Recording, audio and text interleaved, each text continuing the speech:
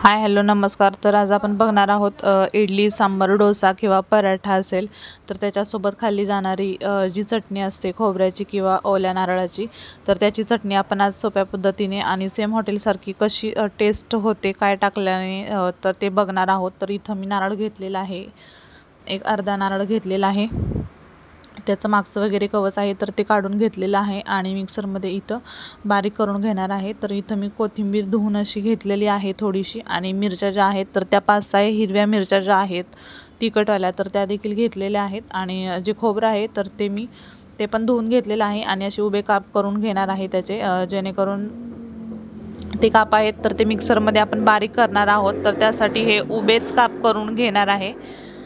पातळ पातळ काप केले की असे पण ते मिक्सरमध्ये बारीक होतात आणि खूप छान अशी टेस्ट लागते, जो की एक सिक्रेट पदार्थ आहे, तो टाकल्यानंतर खूप छान अशी टेस्ट लागते। तर इथं मी जो नारळ आहे तो सगळा पातळ जशा त्याचे काप काढून घेत आहे, जेणेकरून आणि ओला नारळ मिक्सरमध्ये बारीक होतो, थोडासा टाईम लागतो तर कारण तो ओला असतो त्यामुळे। तर मी तर सगळं तशाच प्रकारे बारीक करून घेणार आहे। तर इथं मी कोथिंबीर आणि मिरच्या टाकलेल्या आहेत। त्याच्यानंतर जो कट केलेला नारळ आहे खोबऱ्याचे जे काप, तर ते पण मी अगोदरच धुवून घेतलेला नारळ होता, तर ते देखील मी आताच बारीक करून घेणार आहे। आणि त्यात जो मेन पदार्थ आपण टाकतो तर तो आहे दही, जे की 1 ते 1.5 चमचा तुमच्या क्वांटिटीनुसार, जेवढा तुम्ही नारळ घेणार आहेत त्याच्या क्वांटिटीनुसार तुम्ही दही टाकू शकता। मी इथं 1.5 ते 2 चमचे दही टाकलेलं आहे। तर ते सगळं मिक्स करायचं आणि ते मिक्सरमधूनच बारीक करून घ्यायचं। अगोदर थोडंसं तसंच करायचं, नंतर पाणी ओतून बारीक करायचं, कारण थोडा टाईम लागतो बारीक करायला। त्याच्यामुळे इथं माझं बारीक करून झालेलं आहे, बघू शकता। एक छोटा जो टोप आहे तर तो भरलेला आहे, आणि जास्त घट्ट पण नाही आणि जास्त पातळ पण नाही, अशा क्वांटिटीमध्ये चटणी केलेली आहे।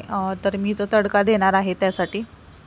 तर इथं मी छोटी कढई ठेवलेली आहे, ज्यात की मी 1 चमचा तेल टाकलेलं आहे आणि त्यात मोहरी आणि जिरेची फोडणी अशी तडतडून देणार आहे, आणि त्याच्यानंतर मी त्यात कढीपत्ता घालणार आहे, जेणेकरून जेव्हा मोहरी तेलात फुटते तेव्हा दाताखाली आली तरी ती अडकत नाही किंवा ती पटकन जे आहे तर ते तुटली जाते। तर त्यासाठी ती चांगली तडतडू दिली आणि त्याच्यानंतरच मी त्यात कढीपत्ता टाकलेला आहे। तर ही फोडणी चांगली तडतडून दिली आणि त्याच्यानंतर जी चटणी आहे केलेली तर त्या चटणीवर टाकून घेतली आणि नंतर मीठ टाकलं, बघू शकता।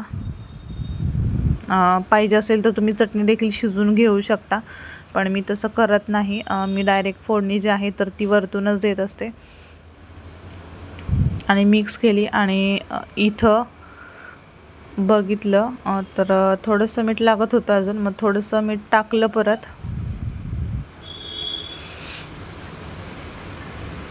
आणि ज्यात थोडीशी जिरे आणि मोहरी राहिलेली होती तेलाच्या फोडणी, तर त्यात थोडीशी चटणी टाकून घेतली आणि जेणेकरून ते पूर्ण भांडं स्वच्छ असं केलं, थोडंसं मीठ टाकून घेतलं आणि हे परत एकत्र हलवलं, जेणेकरून मिक्स जे आहे मीठ जे आहे तर ते सगळीकडे मिक्स होईल, आणि अशा पद्धतीचीच ही चटणी केलेली होती। तर हा इंग्रेडियंट्स आहे तर तो आहे दही, जे की ते टाकल्यानंतर खूप छान अशी टेस्ट येते, सेम हॉटेलसारखी टेस्ट येते, आंबटपणा येतो।